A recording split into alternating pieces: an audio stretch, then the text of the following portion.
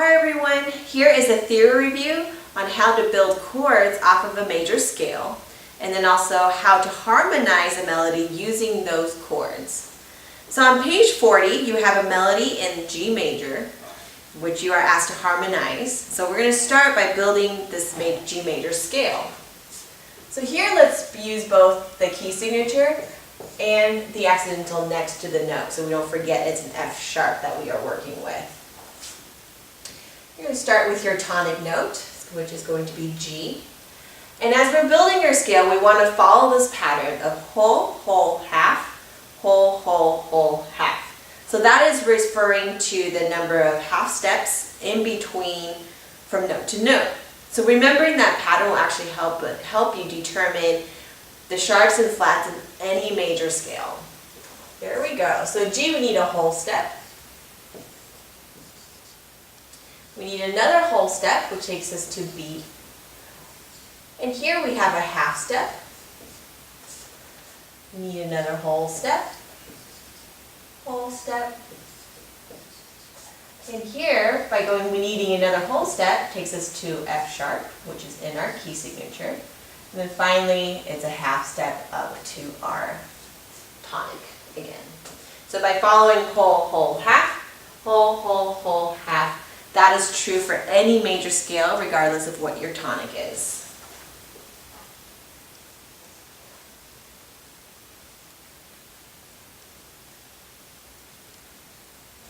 Now let's build chords off of those. Alright, so when we're building chords, or triads, 3-note chords, they're going to be skips, or thirds. They're stacked thirds. Okay? So as we're going here, we would like to build a chord on our tonic note. We want to turn it into the tonic chord. So by doing that, you have your tonic note, and then you want to skip a note, so you want to think G, B, and D. So those are the 3 notes that make up your tonic chord, and go ahead and stack them. All right. And there's our tonic chord. And if you play those notes on the keyboard, we can hear that it's a major quality. It's very bright and it's very happy. All right, and we're going to label that with a capital Roman numeral 1 because it's major. If it had been a minor quality, we would use a lowercase. Here we go. Let's go on and build our second chord. So second chord, the note is A, and you go ahead and find the skips. Go ahead and stack them. So we now have A, C, E. And if you compare it to the first chord, G major, has a slightly darker sound to it. So that is actually a minor chord. And since it's built on the second scale degree, we're going to use a lowercase 2. Let's keep going. So on the third chord, it's going to be a B chord of some kind, but we don't know yet if it's major or minor. So here we go. Take that process. You're going to circle that and that one. So those are your thirds. Go ahead and stack them. So you need the D, and you also use an F sharp. And let's play. So the third chord in a major scale is also minor. So as you're continuing to go, you can continue to circle them if it'll help you see which notes you need to stack up the chord. I'm just going to continue here, because then you know the pattern.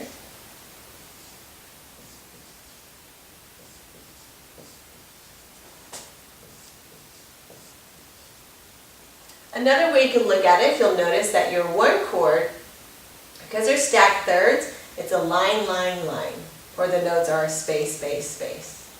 Line, line, line, space, space, space. All right, so your chords will always be stacked, and so which is why it makes it easy to track whether we have the correct notes or not. You do want to again make sure that if you have an F, that you're using F sharp throughout, because that is the note in your G major scale. All right, and you play them C, E, G, that makes a major quality. And Going to your fifth chord is also major. Going to the sixth chord, E, G, B, has a minor quality, minor 6. And then you have your seventh chord, which is a very special sound. It's a diminished chord, so we indicate that by having a lowercase, and then we add a degree sign to indicate that it's diminished. So go ahead and play that chord, F sharp, A, C, and look at your keyboards. You're looking to see the spacing in between each of those notes that you're playing. So you'll notice that you have 3 half steps in between each note. Or you can think about 3 half steps as means there are 2 keys that you do not play from your first note to your third note and from your third note to your fifth note. So in that regards, diminished chords are always very easy to build. It's easy to remember that they are equidistant from one another. And here we are back to 1. All right. Okay, so in whatever major key you're in, the 1 chord will always be major, the 2 and the 3 will always be minor, 4 and 5 major, 6 is minor, we have a diminished 7th chord, and you're back to your major 1. This holds true for any major scale because of you're using notes that make up your major scale. Okay, so then now in your melody, if you take a look at it, I'm going to draw this melody down here. And grab my block marker.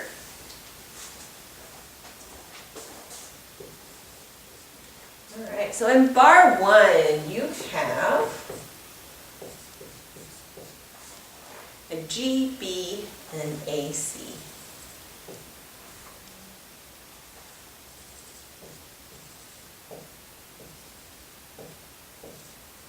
Okay, so you have 4 notes that are making up your melody. And so you need to try and determine which chord or chords is going to fit with these melody notes. Right? So if I reorganize them, if I was to spell them out by letter, I could reorganize them as I have a G, I have an A, I have a B, and I have a C. So you know that by looking at this, G, A, B, C, there's no way that those 4 notes would form a chord because they are all consecutive letters. Right? So what we're looking at here is actually 2 different chords that will harmonize your melody. The G and B is going to make the first chord, and then A and C is part of the other chord. So when your melody has a G and B in it, these are what we call the chord tones.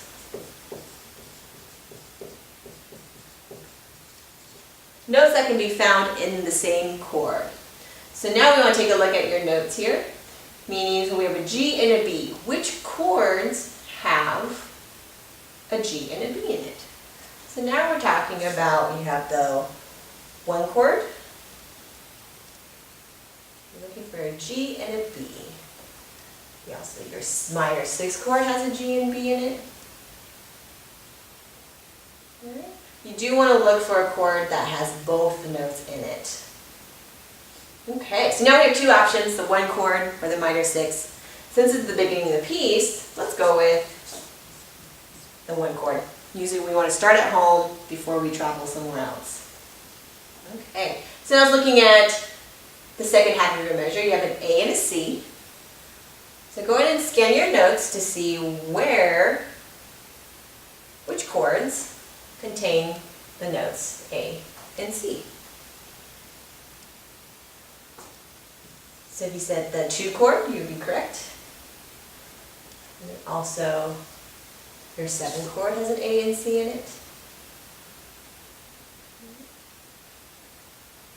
Alright. So from 1 to a 7 chord, that's pretty far jump for our hands right there. So let's travel not so far, and let's take it to a 2 chord.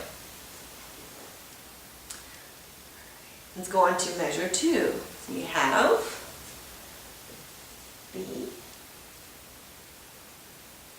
B, D, C, B, and C. stem these down. Alright. So think about what this group of the first two beats, what chord would go with it. Okay? Kind of going along the idea that so far we have 2 beats per chord. We're going to see if we can keep that going. So this guy right here, we have a B, we have a D, and we have a C. So these 3 notes, together they don't make a chord because we have a B and a C. So the fact that we have consecutive letters right there, that's not going to make a chord. But if we leave out that C, that B and D could potentially be part of a chord. So which chords in the G major scale, in the key of G major I mean, uses B and D? So yes, now we're back at G, B, D, so we could use a 1 chord. The minor 3 chord also uses a B and a D. I think those are your 2 options right there. Okay. So yes, you could either, let's keep it a little interesting, let's go to our 3. We're going to put in parentheses down here. You actually could have gone back to a 1. Try it out, see what it sounds like. Here we go. And now for the second half of the measure, we have an A. So you only have 1 chord tone here, so that actually opens up the number of possibilities for which chord you could harmonize it with. So it could be the 2 chord. It could be part of your 5 chord, because there's the A. It could also be your 7 chord, which also has an A.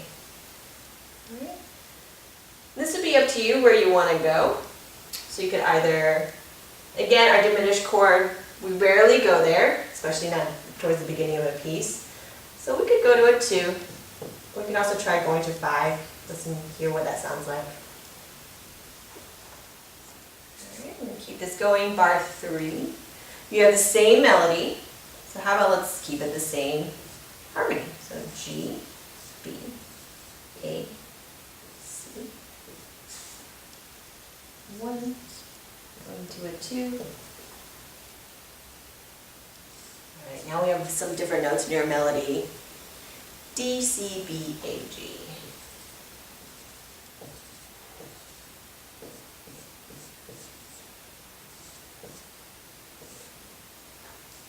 Okay. Here we go. So we have D, C, B, A. Again, these are consecutive letters, so they are not going to make a chord. So now you get to decide whether you want to group them as D and B as the chord tones, or whether you want C and A as the chord tone. Musically, I would select D and B because they fall on the strong beats, so that's most likely where your chord structure is going to be. So if I go with D and B, what are my chord options? So now we have the 1 chord, right? No, sorry, the D and the B, where are we looking here? Oh no, that's right, there's your B, here's your D. I'm getting confused looking at the board. So yes, we could go to a 1 chord. We could also have gone to, where's B and a D? Good, gone again to the 3 chord. Oh, so same thing up here. Right. Let's go to a 1 for the second try. And then we have a G, so now we're looking for, we could go to, we could stay on the 1 chord. And you only have 1 chord tone, so you also go to your 4, has a G in it. You could go to a minor 6, that has a G in it. Right, so now you have a lot more options, again, because you only have 1 chord tone. A little bit extra on theory. So since we selected the D and the B as the chord tones, the C and A are labeled as something called passing tones. So they're simply getting you from your D to the B and from your B to the G. So we can fill notes in that are not part of the chord for a more linear movement of your melody. Because we like to sing notes that are next to each other more than we like skipping, and definitely more than we like leaping. Let's keep it on a 1. Okay. All right, let's try playing through this. You're just going to focus on the chords. We want to make sure we get that harmony in there, and then I'll play with the melody and you can hear what it sounds like. All right, here we go. So you're in the key of G major, and you've written this in Roman numerals. So you need to think in the key of G what the 1 chord is. I think G major. You can put it anywhere in the bass clef. It doesn't have to be in a specific spot because it's not written on the staff. If it was on the staff, then yes, you would have to find exactly where the composer wants it to be played. So, I'm going to play it up here actually. All right. Here we go. So now that you have 2 chords, this 1 chord right here is going to last for 2 beats. This one is going to last for 2 beats, 2 beats, 2 beats. Okay. Here's a 2-bar count off. 1, 2, 3, 4. 1, 2, G major. A minor, B minor, A minor, G major, A minor, G major, G major. Is that pretty fast? We want to try going through that. You can make some more notes to yourself as you're working through it if you need to. That this is a G major chord. This is an A minor chord. This is a B minor chord. A minor chord. Okay. You can certainly make those notes for yourself. You can keep track of what this chord is. Alright. We can also even just write the scale degree, meaning the scale degree 2 is going to be an A. Scale degree 3, that means your chord is going to be built on B. And then here, your chord is going to be built on A. And then the Roman numerals tell you what quality the chords need to be. Let's try that again. So 1, 2, 3, 4. 1, 2, 3, 4.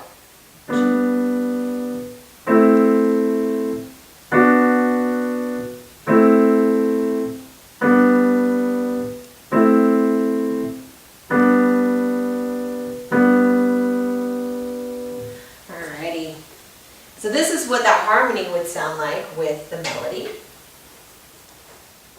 1, 2, 3, 4. 1, 2, 3, 4.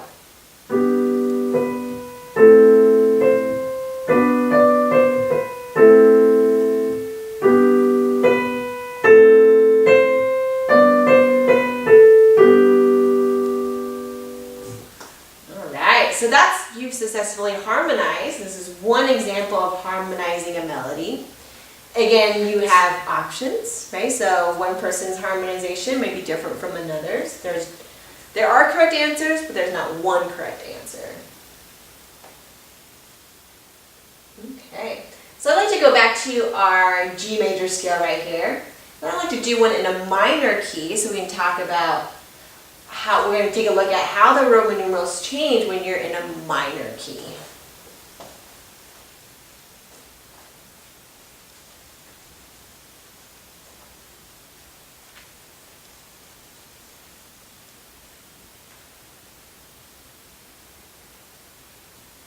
So when you're playing along, harmonizing with a melody, you are a supporting role when you're playing just the chords. So you do want to listen out to make sure you are not louder than your melody and that you stay underneath and you're listening for balance, right? So meaning as I play the melody, I'm not doing this.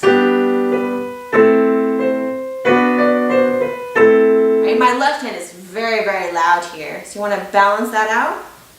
So you have the color,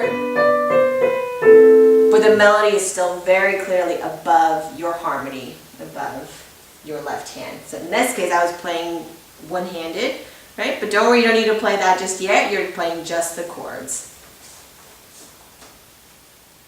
Okay, so we're in G major. Let's go ahead and we're going to do this in A minor, just for the sake of an easier key signature. It doesn't get any easier than A minor, because A minor has the same key signature as C major. So we'll just start from A. So in a minor chord, your whole step and half step pattern is actually different. Okay? So we're going to figure out what that pattern is. But here we go. So I'm going to draw the scale for you first. Again, you could even have done this without the knowledge of the whole steps and half steps, because you know that there are no sharps and no flats.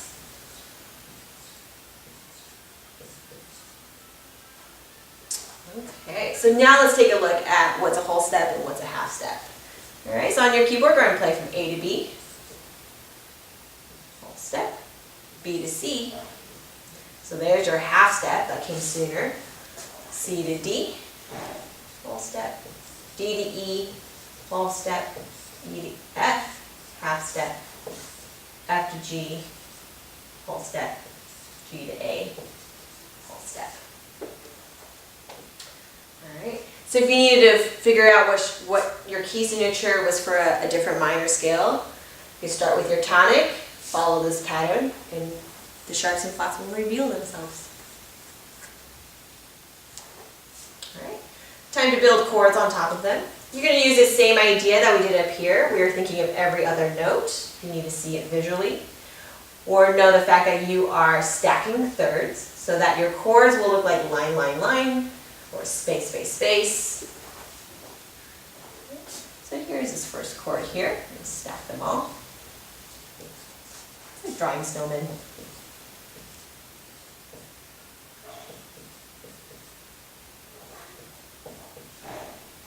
I'm going to run out of room right there, so I'll just leave that as a tonic note. Alright, go ahead and play this chord right here, A, C, E. That gets a minor sound. We're actually going, because it's a minor sound, lowercase 1. So in the key of A minor, to do a lowercase m, sometimes that dash up top, you'll see it in music, just to, because some people's m's you might not be able to differentiate between what's capital and what's not. So that lowercase with a dash above it sometimes will can help distinguish that. So in the key of A minor. Alright, so the one chord is minor. We're going to play this next one. Oh, sorry, B, D, F natural. So in that case, your notes are equidistant from one another. So the 2 chord in the key of A minor, or in any minor scale, is diminished. Right. Your 3rd chord here, we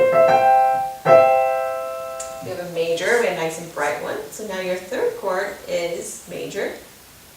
Your 4th chord is going to be minor. Your 5th chord is minor. Your 6th chord is major. And your 7th chord, ooh, let's see what the 7th chord is. It's gone from diminished to major. And we're back to a minor one. I'm going to compare these back to back. Right? So you actually notice between a major scale and a minor scale, your chord qualities are reversed. Major, minor, minor, diminished. So this is not reversed, but it is different. Minor, major, major, minor, major, minor, and so on and so forth. So these relationships stay the same throughout all of music. Does not matter what key you're in, but know that we have, this is for the major scale, and this is for the minor scale. You can also harmonize a minor melody, absolutely. Right? If you knew that the melody sounded a little bit darker, you would know that you need to harmonize a minor key using the chords in the minor scale. Alright, so I think that's everything we covered. Oh, actually there's one more thing that we covered in class. We started talking about, so the scale that I built right here, let me go ahead and erase most of these chords and take it back to the scale. We started talking about that, so in the major scale there's only one type, it's simply major scale. In the minor scale, it's a little bit more colorful. We have 3 different types of minor scale. And again, you don't necessarily need to fully know this right now, but again, I just like to introduce it because music is made up of it. We do hear it a lot. Right, so then just to start putting what it is, putting a name to what you hear and what you play. Okay. All right, so this right now, as it exists, with no sharps and no flats, is something that's called the natural minor scale. Natural meaning it's retained the key signature. You have not added any other accidentals. And so it's the same as a C major scale, except it starts on A.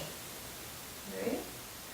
Okay, so if you think back to your whole step and half step, we got this guy right here. So from your 7th note back to your tonic, we had a whole step in our minor scale. But in our major scale, we had a half step. And our ears actually really like this half step movement. So in the key of G major, there's your 7th. That F sharp always has a tendency to want to fall into the tonic. That half step wants to go to release itself into the G. All right. So that's the same case here. We like that feeling of a half step movement, and yet in the natural minor, it's a whole step. So what music has done over the year, through history, they'll add a sharp and make it into a half step. So when that's done, now this scale that you're looking at with the G sharp in it is what we call the harmonic minor scale.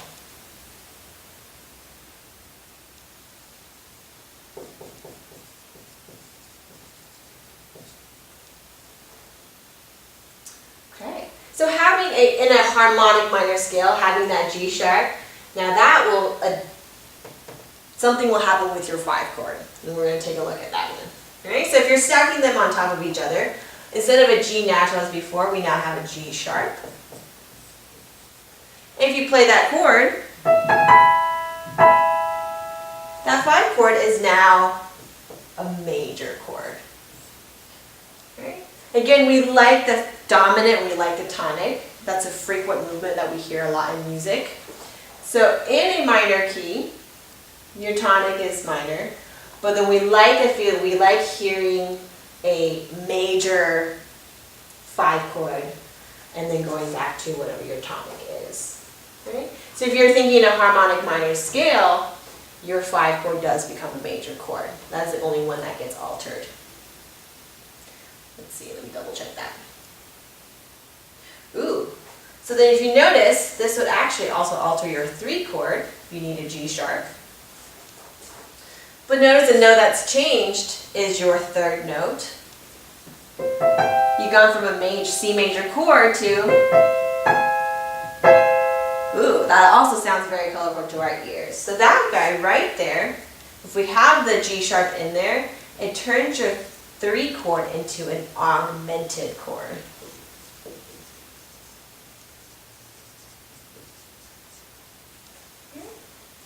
It can be. We don't see it very frequently, but it is built within the scale. Some of these composers, you very might well see it in your music. Okay, so with covering that with the minor scales, we have a harmonic. We also have another one called the melodic minor scale.